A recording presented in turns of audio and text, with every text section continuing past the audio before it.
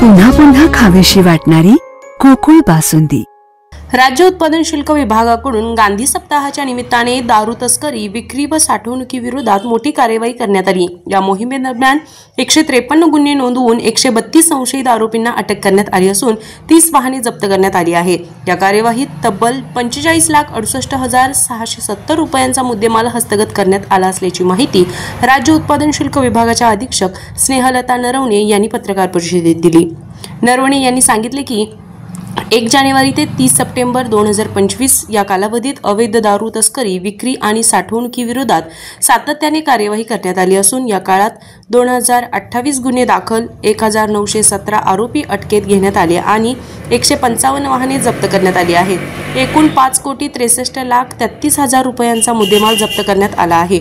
तसेच या वर्षभरात 11 जणांवर दंडात्मक कार्यवाही करण्यात आली असल्याची माहिती त्यांनी दिली। गेल्या 9 महिन्यात RK नगर, मोरेवाडी, कंजारबाट वस्ती, मानगाव, मोतीनगर, राजेंद्रनगर परिसरात हातभट्टीची दारू तयार करणाऱ्यांविरोधात स्थानिक पोलिसांच्या सहकार्याने संयुक्त कार्यवाह्या करण्यात आल्या आहेत।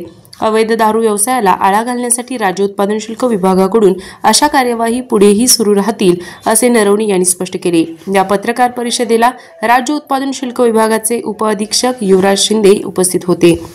RK न्यूज प्रतिनिधी, कोल्हापूर। ताज्या बातम्यांसाठी RK न्यूजच्या YouTube चॅनेलला सबस्क्राइब करा आणि बेल आयकॉन प्रेस करा।